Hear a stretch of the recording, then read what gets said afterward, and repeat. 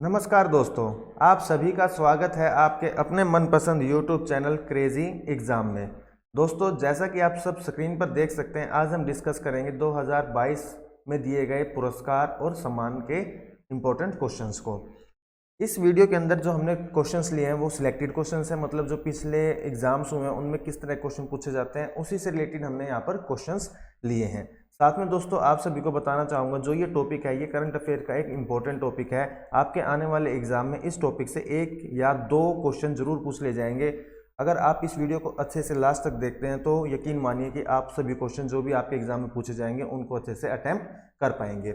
Video start करने से पहले दोस्तों आप सभी से कहना चाहूँगा कि अगर आपने अभी तक हमारे इस YouTube चैनल को सब्सक्राइब नहीं किया है तो इसको सब्सक्राइब कर दीजिए। साथ में इस बेल आइकन को प्रेस करना ना भूलिए, ताकि जब भी फ्यूचर में कोई हमारी नई वीडियो आए उसका अपडेट सबसे पहले आप तक पहुंच सके। तो चलिए दोस्तों शुरू करते हैं आज की इस वीडियो को।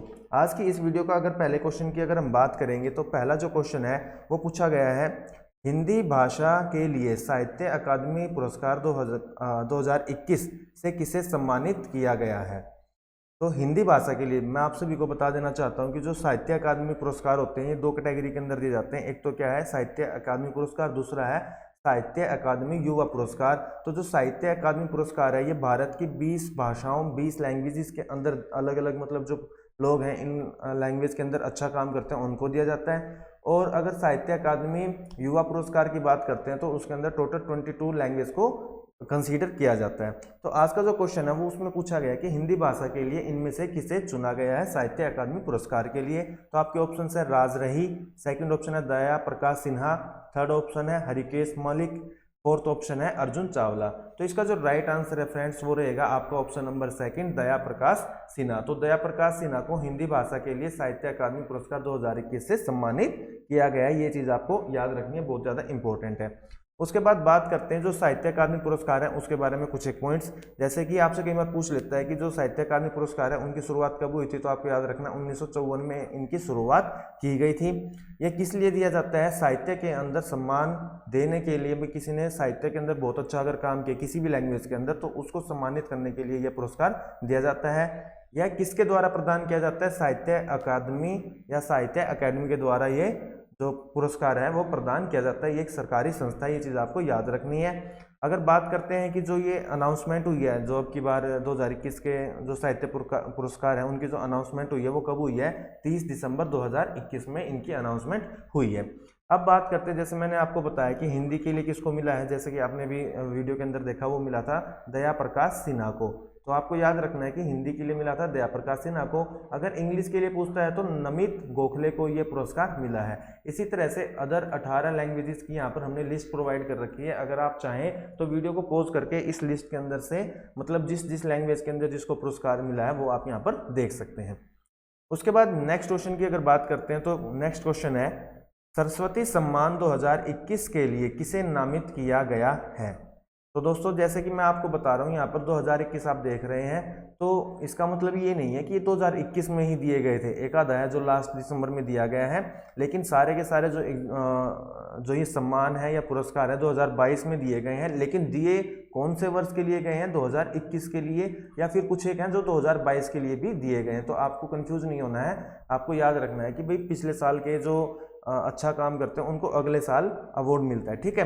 तो सरस्वती जो सम्मान 2021 है यह किसे मिला है, आपके ऑप्शन है professor Rajgopal Verma, second option है professor Ramdaras Mishra, third option है प्रोफेसर सतीश धीमान, या fourth option professor Pawan Panchal. तो इसका जो राइट आंसर है फ्रेंड्स वो रहेगा प्रोफेसर रामदरस मिश्रा। आपको याद रखना है कि जो सरस्वती सम्मान 2021 है वो किसे मिला है, प्रोफेसर रामदरस मिश्रा को मिला है। ये आप इनकी फोटो देख सकते हैं और ये इन्हें हिंदी साहित्य में बहुत ही अच्छा काम करने के लिए मिला है। अगर बात करते हैं जो प्रोफेसर रामदरस मिश्रा है वो उत्तर प्रदेश के गोरखपुर जिले के डुमरी गांव के रहने वाले हैं और इन्होंने मतलब आज से बहुत साल पहले से ही क्या कर रहे हैं, हिंदी साहित्य के अंदर बहुत ही अच्छा काम कर रहे हैं। उसके बाद बात करेंगे जो ये सरस्वती सम्मान है इसके बारे में थोड़ी सी कि भाई इसकी शुरुआत कब हुई थी, 1991 में हुई थी। और किसने की थी इसकी शुरुआत, के बिड़ला फाउंडेशन ने की थी। इंपॉर्टेंट क्वेश्चन आपको याद रखना है, इसको स्पॉन्सर कौन करता है, के बिड़ला फाउंडेशन करता है। अभी जो ये सम्मान अनाउंस हुआ है, जैसे मैंने अभी आपको बताया ना, वैसे सम्मान का नाम क्या रहेगा 2021, लेकिन अनाउंस अब 2022 में हो रहे हैं। तो आपको याद रखना है कि जो ये सरस्वती सम्मान 2021 के लिए जो अनाउंस हो कब हुआ है, 4 अप्रैल 2022 को हुआ है। इसके अंदर सम्मान राशि कितनी प्रदान की जाती है भाई, 15 लाख रुपए प्रदान की जाती है। ये चीज़ आपको याद रखनी है सरस्वती सम्मान के बारे में। उसके बाद थर्ड क्वेश्चन है, महिला हॉकी एशिया कप 2022 का खिताब किस देश की टीम ने जीता है। जो हाल ही में महिला हॉकी एशिया कप हुआ है, मतलब हॉकी की टीम्स का जो गेम हुआ है, उसमें महिला हॉकी एशिया कप किस टीम ने जीता। ऑप्शन है जापान, ऑस्ट्रेलिया, भारत या चीन। तो इसका जो राइट आंसर है फ्रेंड्स वो रहेगा आपका जापान। आपको याद रखना है महिला हॉकी एशिया कप 2022 का जो खिताब है वो कौन से देश की टीम ने जीता है, वो जापान की टीम ने जीता है। अगर बात करते हैं कि जो ये एशिया कप हुआ है इसका आयोजन कहाँ पर और कब किया गया है, तो इसका जो आयोजन है वो ओमान के मस्कट में किया गया है। और ये जो एशिया कप है, या जो आप कह सकते हो कि टूर्नामेंट, एक कब से कब तक चला था, 21 जनवरी से लेके 28 जनवरी तक ये चला था। 2022 की बात कर रहे हैं हम, 2022 में हुआ ये। और ये कौन सा इसका संस्करण है, एडिशन कौन सा है, ये इसका 10th एडिशन है, मतलब ये 10वीं बार खेला गया था। अगर बात करते हैं भारत में, इसका भारत का मतलब कौन सा स्थान रहा है, तो आपको याद रखना है ये इसका 3rd स्थान रहा है भारत में, ठीक है ना। मतलब कि जैसे फर्स्ट नंबर पे कौन सी टीम आई थी, जापान की, सेकंड पे कोई आई, और भारत का जो नंबर है वो कौन सा रहेगा, 3rd रहा इसमें, ठीक है। ये चीज़ आपको याद रखनी है, भारत को 3rd पोजीशन मिली है इसके अंदर। उसके बाद नेक्स्ट क्वेश्चन है, प्रधानमंत्री राष्ट्रीय बाल पुरस्कार 2022 कितने बच्चों को प्रदान किया गया है। प्रत्येक वर्ष जो ये प्रधानमंत्री राष्ट्रीय बाल पुरस्कार है वो मतलब छोटे बच्चे होते हैं जो 12th या इससे थोड़ा सा आगे पीछे के होते हैं, उन बच्चों को है ना, उनके अलग अलग फील्ड में जो वो अच्छा काम करते हैं उनके लिए प्रदान किया जाता है। तो इस साल कितने बच्चों को ये प्राइज़ या ये जो अवार्ड है वो कितने बच्चों को प्रदान किया गया है। आपके ऑप्शन है 26 बच्चे, 27, 29 या 31। तो इसका जो राइट आंसर है वो रहेगा आपका 29 बच्चों को यह प्रधानमंत्री राष्ट्रीय बाल पुरस्कार 2022 से सम्मानित किया गया है। अब बात करते हैं जो ये पुरस्कार है उसके बारे में। राष्ट्रीय बालिका दिवस के ऊपर याद रखना कब, मतलब ये जो पुरस्कार है ये कब दिया गया है, राष्ट्रीय बालिका दिवस और साथ में आज़ादी के अमृत महोत्सव के अवसर पर आयोजित समारोह में प्रधानमंत्री नरेंद्र मोदी ने, किसने दिया भाई, प्रधानमंत्री नरेंद्र मोदी ने 24 जनवरी को, कब, 24 जनवरी को विभिन्न क्षेत्रों के 29 छात्रों को प्रधानमंत्री राष्ट्रीय बाल पुरस्कार प्रदान किया। अब इस पुरस्कार के अंदर अगर बात करें लड़के कितने थे, तो इसके अंदर 15 लड़के थे और 14 लड़कियां शामिल थी। तो आपको याद रखना है 24 जनवरी को प्रधानमंत्री द्वारा प्रधानमंत्री राष्ट्रीय बाल पुरस्कार 2022 का पुरस्कार 29 बच्चों को प्रदान किया गया और उसमें 15 लड़के और 14 लड़कियां शामिल हैं। उसके बाद नेक्स्ट क्वेश्चन है, इसमें पूछा गया है किस अभिनेता को दादा साहब फाल्के अंतर्राष्ट्रीय फिल्म महोत्सव पुरस्कार 2022 मिला है। भाई जो दादा साहब फाल्के अवार्ड्स हैं, बेस्ट एक्टर का अवार्ड, बेस्ट एक्टर का अवार्ड, इनमें से किसे मिला है। आपके ऑप्शन हैं अक्षय कुमार, सेकंड है रणवीर सिंह, थर्ड है अल्लू अर्जुन या फोर्थ है रणवीर कपूर। तो इसका जो राइट आंसर है वो क्या रहेगा, आपको याद रखना है रणवीर सिंह। आपको याद रखना है कि जो दादा साहब फाल्के अवार्ड 2022 है वो बेस्ट एक्टर का वो किसे मिला है, वो रणवीर सिंह को मिला है। जो ये दादा साहब फाल्के अवार्ड है ये सिनेमा जगत के अंदर जो बहुत ही ज़्यादा बेहतरीन काम करते हैं उनको मिलता है। अलग अलग मतलब फील्ड है इसके अंदर भी, जिसको यहाँ पर हमने इस फोटो के माध्यम से दर्शा रखा है। तो बेस्ट एक्टर का जो अवार्ड मिला है वो रणवीर सिंह को मिला है। साथ में हम बात करेंगे, जैसे यहाँ पर बताया गया है, फिल्म ऑफ द ईयर का अवार्ड किसे मिला है, पुष्पा द राइज को मिला। याद रखना आपको हर एक जो इसमें से क्वेश्चन हमेशा मतलब पूछा ही जाता है इस एग्जाम, कोई भी एग्जाम आए उसके अंदर दादा साहब फाल्के अवार्ड है उसमें से क्वेश्चन जरूर पूछा जाता है। तो फिल्म ऑफ द ईयर का जो अवार्ड मिला है वो पुष्पा द राइज को मिला है। बेस्ट फिल्म का जो अवार्ड मिला है वो शेरशाह मूवी को मिला है। बेस्ट एक्टर का हमने डिस्कस किया, रणवीर सिंह को मिला है। बेस्ट एक्ट्रेस की बात करते हैं, कृति सेनन को मिला है। अगर आपने मिमी मूवी देखी हो तो उसके अंदर ये एक्ट्रेस है, तो ये आपको याद रखना है। बेस्ट एक्ट्रेस का मूवी जो प्राइज है वो किसे मिला है, कृति सेनन को मिला है। बेस्ट डायरेक्टर की अगर बात करते हैं तो केन घोष को मिला है। उसके बाद best actor in supporting role की बात करते हैं तो सतीश कौशिक को मिला है। आप इनकी फोटो यहाँ पर देख सकते हैं, इनको best actor in supporting role का अवार्ड मिला है। उसके बाद best actress in supporting role का जो अवार्ड मिला है वो लारा दत्ता को मिला है। Best actor in negative role का जो रोल है वो आयुष्मान शर्मा को मिला है। क्रिटिक्स बेस्ट फिल्म का जो अवार्ड है वो सरदार उधम को मिला है।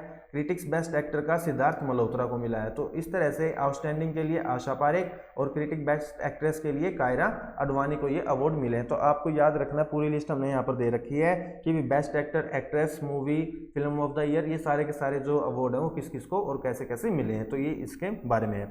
उसके बाद बात करते हैं इसकी थोड़ी डिटेल के बारे में कि जो दादा साहब फाल्के अवार्ड है, इनकी जो शुरुआत है वो 1969 में की गई थी और यह भारत का सबसे सर्वोच्च पुरस्कार है सिनेमा जगत की। अगर हम बात करते हैं तो सिनेमा जगत में जो अवार्ड दिए जाते हैं, फिल्म फेस्टिवल होता है तो उसके अंदर ये अवार्ड प्रोवाइड किए जाते हैं, प्रदान किए जाते हैं और ये भारत का सबसे मतलब सिनेमा के फील्ड में सबसे हाईएस्ट अवार्ड है, ठीक है। और इसको प्रत्येक वर्ष नेशनल फिल्म अवार्ड्स की सेरेमनी के अंदर मतलब प्रदान किया जाता है और इसका जो प्रदान करता है वो कौन होता है, डायरेक्टरेट ऑफ फिल्म फेस्टिवल्स।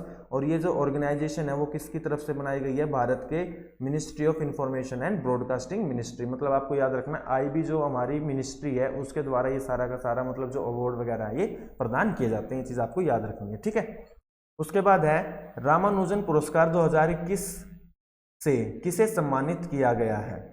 आपके ऑप्शंस हैं डॉक्टर अरविंद रॉय, सेकंड है डॉक्टर नीना गुप्ता, थर्ड है डॉक्टर महेश सोलंकी, फोर्थ आपका डॉक्टर विकास देशमुख। तो इसका जो राइट आंसर है वो है आपका डॉक्टर नीना गुप्ता। आपको याद रखना है रामानुजन पुरस्कार 2021 से किसे सम्मानित किया गया है, डॉक्टर नीना गुप्ता को सम्मानित किया गया है। अब बात करते हैं कि जो रामानुजन पुरस्कार है ये किस लिए दिया जाता है और क्यों दिया जाता है। तो रामानुजन जो पुरस्कार है विकासशील देशों के युवा गणितज्ञों के लिए, मतलब जो मैथमेटिशियंस है, युवा यंग मैथमेटिशियंस हैं उनके लिए है ये। तो युवा गणितज्ञों के लिए रामानुजन पुरस्कार वर्ष 2005 से प्रतिवर्ष प्रदान किया जाता है। तो कई बार क्वेश्चन पूछ लेता है कि इस पुरस्कार की शुरुआत कब हुई थी, तो आपको याद रखना 2005 से क्या हुआ था, रामानुजन पुरस्कार की शुरुआत हुई थी। और 2021 का जो पुरस्कार है वो किसको दिया गया है, डॉक्टर नीना गुप्ता को दिया गया है। अब बात करते हैं यह पुरस्कार अब्दुस सलाम international centre for theoretical physics ICTP द्वारा, मतलब किसके द्वारा प्रदान किया जाता है भैया, आपको याद रखना है Abdul Salam international centre for theoretical physics के द्वारा भारत सरकार के विज्ञान एवं प्रौद्योगिकी विभाग तथा अंतर्राष्ट्रीय गणितज्ञ संघ के साथ संयुक्त रूप से प्रदान किया जाता है। मतलब आपको याद रखना है कि 3 जो डिपार्टमेंट्स हैं, 3 विभागों द्वारा यह जो सम्मान है वो प्रदान किया जाता है। कौन कौन से, एक तो ये था आपका ICTP, दूसरा आपका क्या है विज्ञान एवं प्रौद्योगिकी विभाग DST और थर्ड क्या आपका अंतर्राष्ट्रीय गणितज्ञ संघ। मतलब आपको याद रखना है कि कई बार पूछ लेता है कौन सा पुरस्कार 3 विभागों द्वारा प्रदान किया जाता है, तो आपको याद रखना वो कौन सा है, रामानुजन पुरस्कार, ठीक है। उसके बाद नेक्स्ट क्वेश्चन है भारत की सबसे भरोसेमंद पब्लिक सेक्टर की कंपनी का अवार्ड किस कंपनी को मिला है। यहाँ पर क्वेश्चन पूछा गया कि देखिए पब्लिक सेक्टर यूनिट की बात कर रहा है कि भारत की किस कंपनी को सबसे भरोसेमंद, सबसे ट्रस्टेबल कंपनी किसे का जो अवार्ड है वो किसे मिला है। आपके ऑप्शन है NTPC, second option Coal India, third option LIC, fourth है ONGC। तो इसका जो राइट आंसर है वो है आपका कोल इंडिया। तो आपको याद रखना है कोल इंडिया को 2022 वर्ष का सबसे भरोसेमंद पब्लिक सेक्टर कंपनी का अवार्ड मिला है। अब बात करते हैं कि जो कोल इंडिया कंपनी है उसको ये सम्मान वगैरह क्यों मिला है। तो कोल इंडिया को यह सम्मान कोलकाता में उद्योग मंडल एसोचैम द्वारा आयोजित energy meet and excellence award समारोह में मिला है। मतलब आपको याद रखना है कि कोल इंडिया को जो ये सम्मान है वो कहाँ पर मिला था, कोलकाता के अंदर मिला था। अब बात करते हैं कि ये क्यों मिला है। देखिए थोड़े टाइम पहले विद्युत का एक संकट हुआ था, जब खबरों में आया था कि भाई कोयले की बहुत ज़्यादा कमी हो गई है। तो कोल इंडिया ने बहुत ही बेहतरीन काम किया था कि जो संकट आया था उसको बहुत ही मतलब समझदार तरीके से या सूझबूझ से मान लीजिए इन्होंने क्या किया था, भारत के सभी राज्यों के अंदर कोयले की आपूर्ति को मतलब बाधित इन्होंने दिया था और इसी वजह से इनको यह आपकी बात पुरस्कार मिला है। अगर बात करते हैं कोल इंडिया के डायरेक्टर कौन है, तो आपको याद रखना प्रमोद अग्रवाल इसके डायरेक्टर है। ये बहुत ज्यादा इंपॉर्टेंट क्वेश्चन यहाँ पर बनता है। उसके बाद नेक्स्ट क्वेश्चन है किसे नेताजी पुरस्कार से सम्मानित किया गया है। नेताजी पुरस्कार से किसे सम्मानित किया गया है। आपके ऑप्शन हैं शेखर गुप्ते, सेकंड है शिंजो आबे, थर्ड है सतोशी सुजुकी, फोर्थ है इनमें से कोई नहीं। तो इसका जो राइट आंसर है फ्रेंड्स, जैसा कि आप फोटो में देख भी सकते हैं, वो है शिंजो आबे। आपको याद रखना है शिंजो आबे को नेताजी पुरस्कार से सम्मानित किया गया है। अब बात करते हैं इनके बारे में। तो जापान के जो पूर्व प्रधानमंत्री शिंजो आबे हैं, इनको नेताजी रिसर्च ब्यूरो, तो याद रखना है नेताजी पुरस्कार है वो कौन सा जो डिपार्टमेंट है वो प्रदान करता है, तो याद रखना है नेताजी रिसर्च ब्यूरो द्वारा नेताजी पुरस्कार अवार्ड 2022 से सम्मानित किया गया। कोलकाता में जापान के महावाणिज्य दूत नाकामुरा युताका ने श्री आबे की ओर से नेताजी सुभाष चंद्र बोस की 125वीं जयंती पर एल्गिन रोड स्थित आवास पर एक समारोह में सम्मान प्राप्त किया। तो आपको याद रखना है कि डायरेक्ट इन्होंने नहीं ये सम्मान लिया है, यहाँ पर जो इनके मतलब महावाणिज्यिक दूत हैं जापान के, उन्होंने इनडायरेक्टली ये सम्मान प्राप्त किया है। और आपको याद रखना है कि जो शिंजो आबे हैं वो जापान के पूर्व प्रधानमंत्री रह चुके हैं। ठीक है, उसके बाद नेक्स्ट क्वेश्चन है, किसे business standard banker of the year का अवार्ड या 2022-21 के लिए नामित किया गया है। Business standard banker of the year मतलब बैंक से रिलेटेड ये आपका क्वेश्चन बन जाता है, और साथ में ये अवार्ड भी किस लिए है, बैंकिंग से मतलब जैसे नाम से पता लग रहा है बैंकर्स के लिए है। तो आपको बताना है किसे business standard banker of the year 2020-21 नामित किया गया है। आपके ऑप्शंस हैं शशिकांत दास, सेकंड है दिनेश कुमार खारा, थर्ड है संदीप बख्शी, फोर्थ है राकेश शर्मा। तो इसका जो राइट आंसर है वो क्या है, संदीप बख्शी। आपको याद रखना है संदीप बख्शी को business standard banker of the year का अवार्ड मिला है। अब बात करते हैं इनके बारे में। तो जो संदीप बख्शी हैं वो क्या है, आईसीआईसीआई बैंक के प्रबंधन निदेशक और मुख्य कार्यकारी अधिकारी हैं, सीईओ वहाँ पर है। तो आपको याद रखना है आईसीआईसीआई बैंक के एमडी और सीईओ संदीप बख्शी को business standard banker of the year 2020-21 से नामित किया गया है। ये इंपॉर्टेंट क्वेश्चन है बैंकिंग एग्जाम के लिए भी। ठीक है, उसके बाद नेक्स्ट क्वेश्चन है, इनमें से किसे माधव राव लिमे पुरस्कार से नवाजा गया है।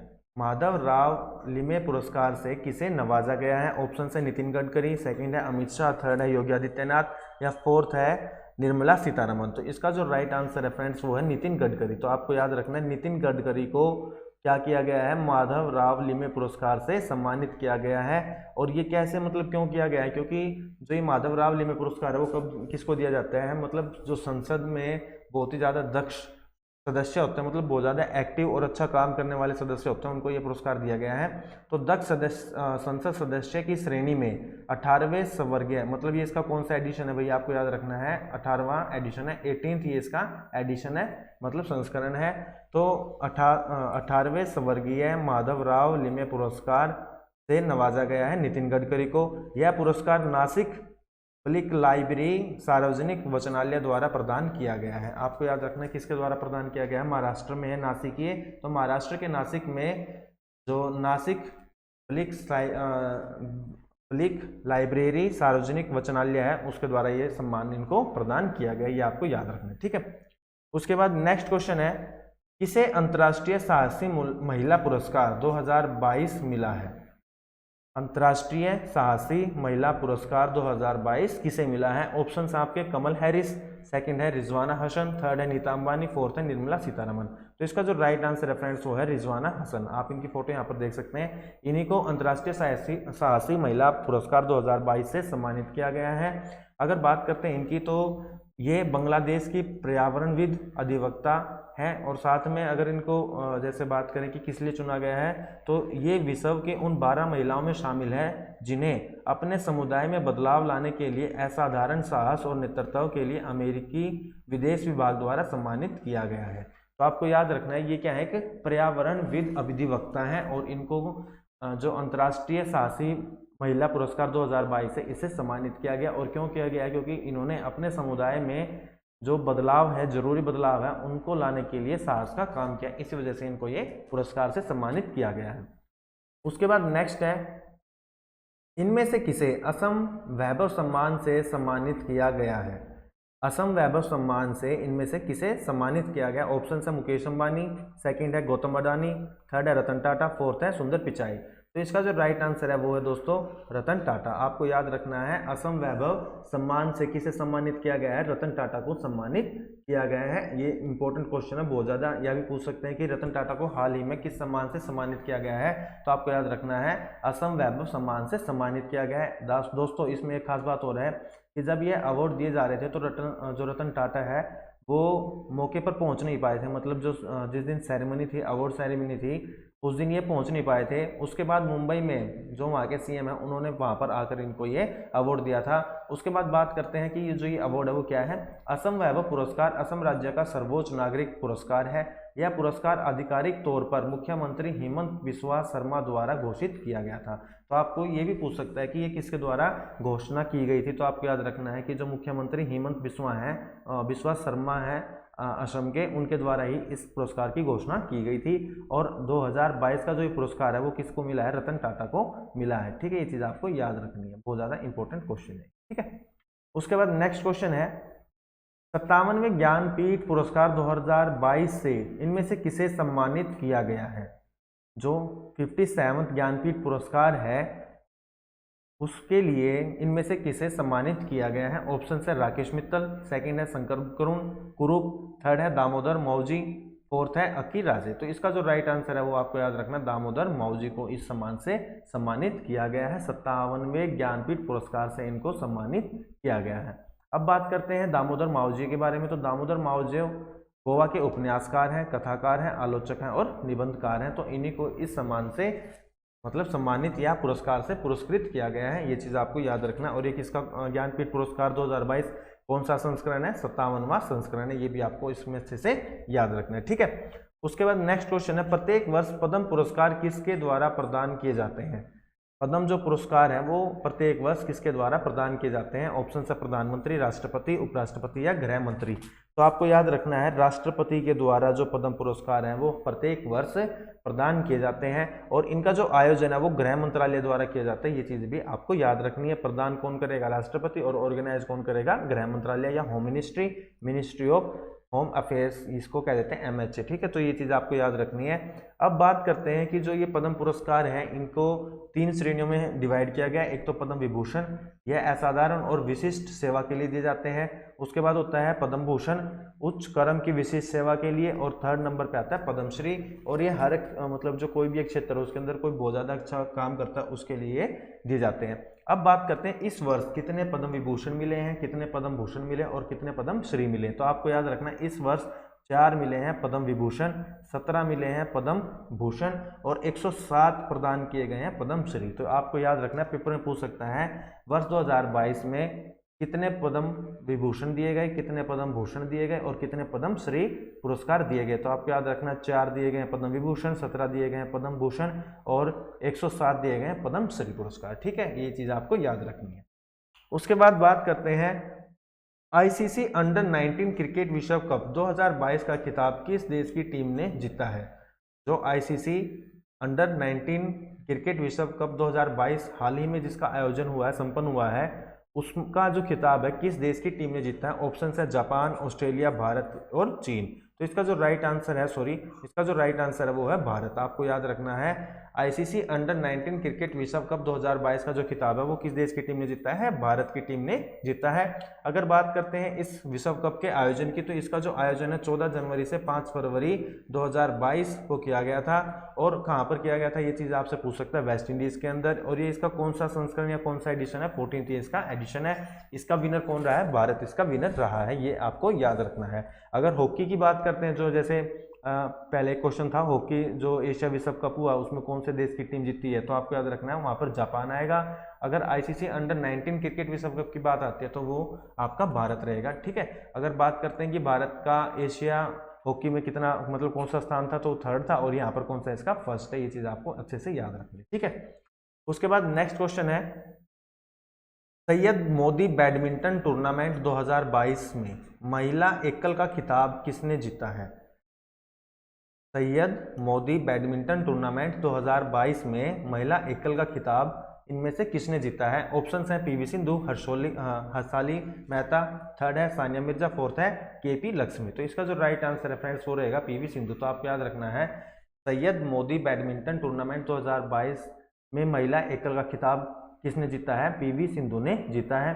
कई बार क्वेश्चन पूछ लेता है, जैसे एक बार एग्जाम में आया भी हुआ था, PV सिंधु में PV का मतलब क्या होता है। तो आपको याद रखना है पुसरला वेंकटा, इनका मतलब PV का फुल फॉर्म होता है पुसरला वेंकाटा, ठीक है, आपको याद रखना है। पीवी सिंधु का पूरा नाम पूछ ले तो क्या हो जाएगा, पुसरला वेंकाटा सिंधु नाम हो जाएगा पीवी सिंधु का, ठीक है। ये इंपॉर्टेंट क्वेश्चन है। अगर बात करते हैं कि जो ये टूर्नामेंट है कब आयोजित किया गया था, तो इसका जो आयोजन है 18 से 23 जनवरी 2022 को कहाँ पर हुआ था, लखनऊ के अंदर हुआ था। ये चीज़ आपको याद रखनी है।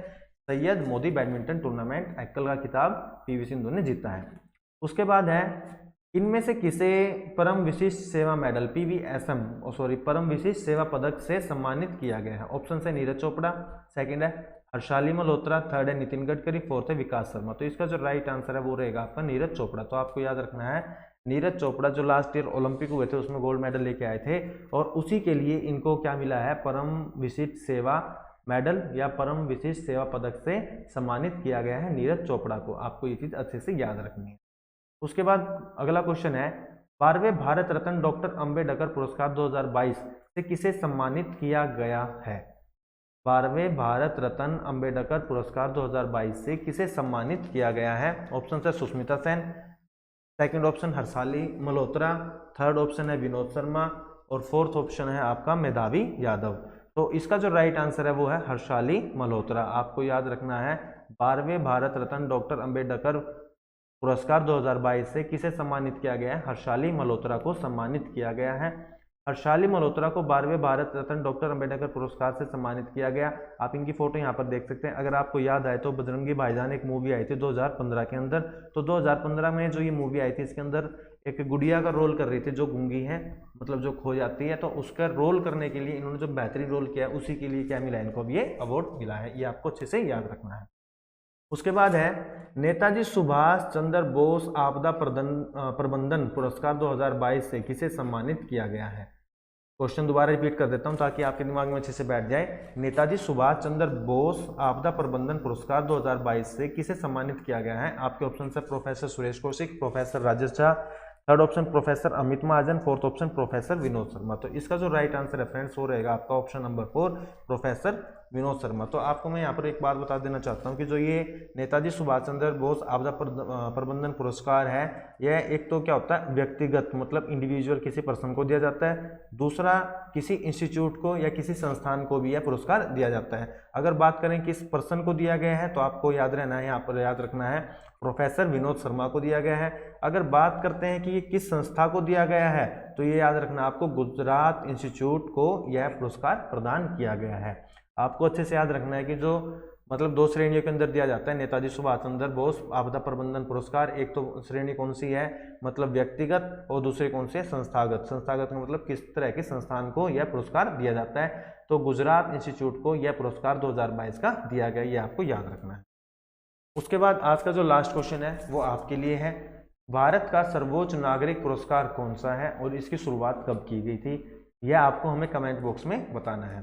तो दोस्तों यह थे आज के कुछ इंपॉर्टेंट क्वेश्चन जो मैं आपके साथ डिस्कस करना चाहता था। उम्मीद करता हूँ आपको ये वीडियो पसंद आई होगी। अगर आपको ये वीडियो पसंद आई है तो इस वीडियो को ज़्यादा से ज़्यादा शेयर कीजिए, और साथ में हमारे इस चैनल को अगर आपने अभी तक सब्सक्राइब नहीं किया है तो इस चैनल को सब्सक्राइब कर दीजिए, और इस बेल आइकन को प्रेस करना ना भूलिए ताकि जो भी नई अपडेट आए वो सबसे पहले हम आप तक पहुंचा सके। और साथ में दोस्तों इस क्वेश्चन का आंसर हमें कमेंट बॉक्स में जरूर लिखें। Thank you. जय हिंद, जय भारत।